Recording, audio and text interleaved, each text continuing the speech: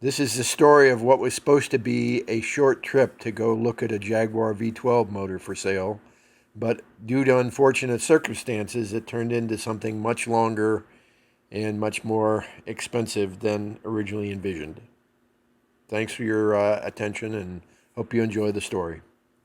Hello, Jaguar enthusiasts. We've got another $900 adventure today. Well, it ended up costing a little bit more than $900, but it was an interesting day yesterday. So let me show you what's underneath this tarp, and we'll see what we got for the $900. So what we have here is a 1976 Jaguar V12 with a Borg-Warner Model 12 transmission on the back of it. And this is a pre-HE motor, so it doesn't have the May heads. And I have a recording from Scott, the guy who sold it to me, that explains the history of the motor and the car he got it out of and how he ended up with it. So I'll let him talk about that now. By the way, this was Scott's wedding anniversary, and his wife was waiting inside the house for him to finish this deal so they could go out to dinner.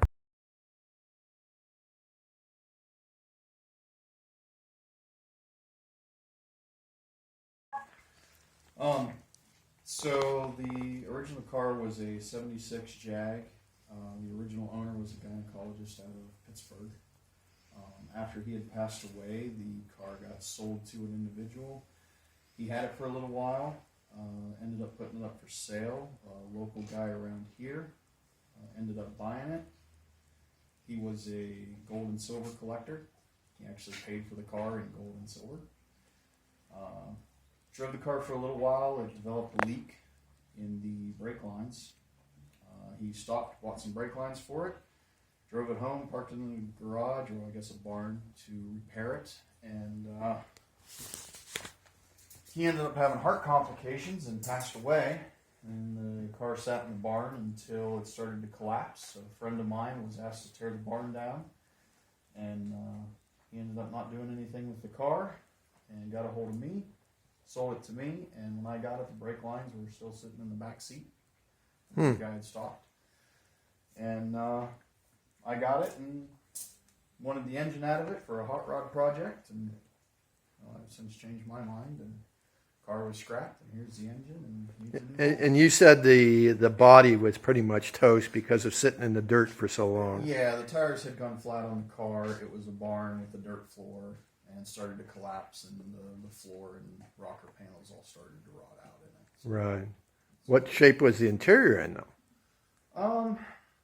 Kind of okay. Musty smelling, but it wasn't terribly dirty. In other words, there wasn't like mice nests and things like that inside of it. No. So it was closed up pretty good then. Yeah, I would say so. Oh, okay. I'd say so. I had actually pulled the front and rear seats out of it and stored them up here for a long time. And nobody wanted them. I put the stuff up for sale on Facebook and Craigslist, and never got any interest, and they ended up going into the burn pile. Oh, huh. It's got burned. And you think the car has about under 40,000 miles on it?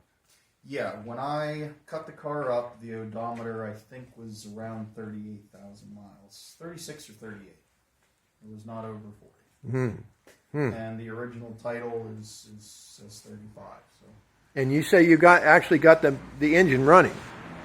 Yeah, it didn't take much effort at all. The guy that I got it off of, he had lost the key for it and wired, a random just ignition switch that was hanging off the side of the car. I removed that. I pulled the ignition out of the black car that I had and put it into this one, which is really easy to swap the ignitions out of. And put some fresh gas into it, and I had a truck battery, which is probably larger than what it originally required, but I just kind of leaned it in there and wired it up and hit the key, and she fired right up. She rolled over a little bit, but it started without much trouble at all.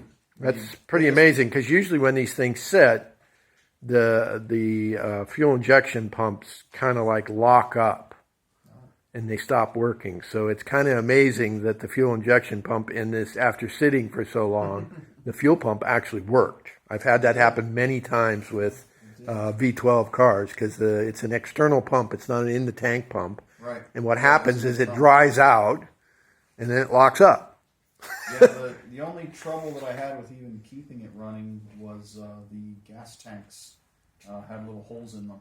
Oh. So the fuel that I put in was running out almost as fast as the engine was consuming. Right. So as long as I kept gas in the tank, the engine ran. Okay. And you said the black 74 car, that was a 74. Do you have any idea how many miles were on that? I do not recall. No. Did the motor run in that before we took it apart or not? Yes. It did? It did. Oh, okay. I actually, when I got it running and this one running, I uploaded videos on Facebook. So I could probably recover those if I dug around enough. Mm-hmm. But yeah, I do have videos of both vehicles running. Huh. So, was the black one rusty or not? Yeah. Oh, it was rusty also? It had actually sat outside for a little while. Oh, okay. And the floors were rotting it in the same way. The same areas of the floorboard were starting to go just like the 76. Right, right. And so the rear suspension cage and diff and all that stuff, that sold really quick out of both cars. Yeah. There's actually more interest in those than there was any. Yeah, it's really common to use those for hot rods. Yeah. I thought these engines would be the same way. And most people look at V12 engines and think, Chevy's so much easier. Yeah. The 74, the only reason I sold that engine is because I got this one, and this one must have been the lower mileage one because this is the one I decided to keep. But a guy in Cleveland, Ohio bought it, and he had a couple of Jaguars. One was a much older one, I want to say 40s or 50s, and then he had I want to say a 70s. What's the sporty or two? E-Type? E-Type. Maybe. Or an XJS. XKE. Well, an E-Type is an XKE. The XKE is the Americanized name for it, but actually on the car and on the badge and on the factory paperwork, they're actually E-Types. E-Types. Yeah, yeah. So people here in the U.S. call them XKEs, but it never actually said that on the car. Gotcha. So that's what he had, and that's what he bought the motor for. There was something wrong with the original V12 that he had, and I don't know. I know he used parts from both. Oh, okay. I actually contacted him before I posted this for sale and asked if he wanted to buy this one too. He wasn't interested. So. But, yeah. Well, the other one being carbureted would be a little easier to put into the E-Type. So. Gotcha. Yeah. So. All right. Well.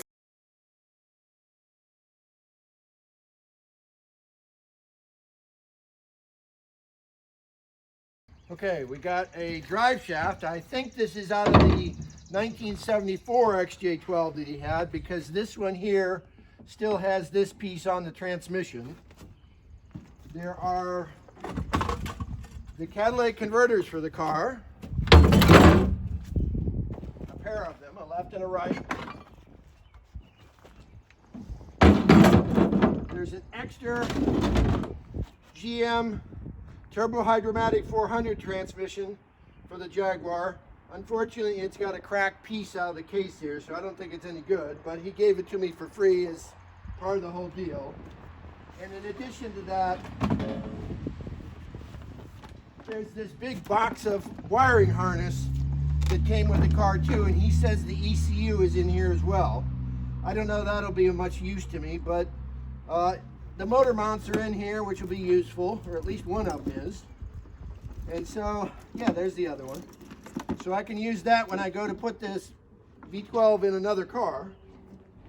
And then some very rusty air cleaner horns. So that's about it. Everything that came with the motor, and I think for the $900 it's a pretty good deal.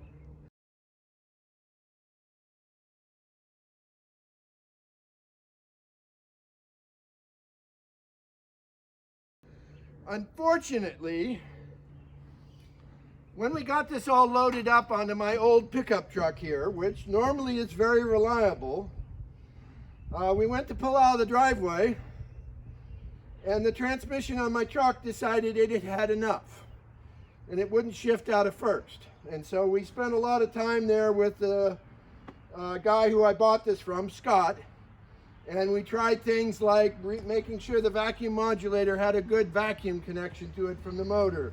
We tried changing the vacuum modulator. We put transmission fluid in the transmission because it was a little low. Well, it was more than a little low. It was a couple quarts low. But none of that seemed to help. So eventually,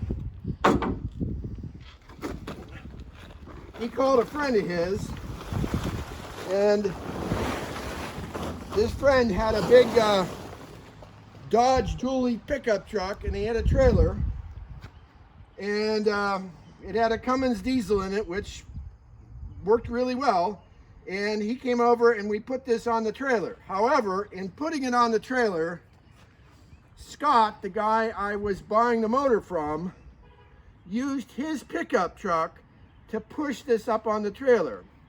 And you'll notice that there's a trailer hitch here, and it kind of looks like a hook.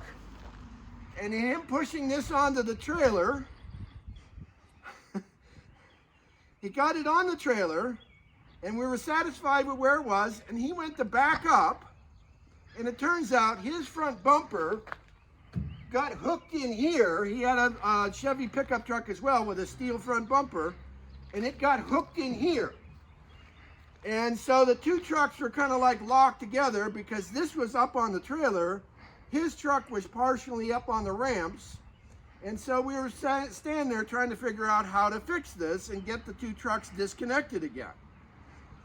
And the idea that he came up with, I did not influence him in this at all. It was his idea 100%, was to take a cutting torch and cut a notch in the front of his front bumper so that the hitch would pull out of the notch.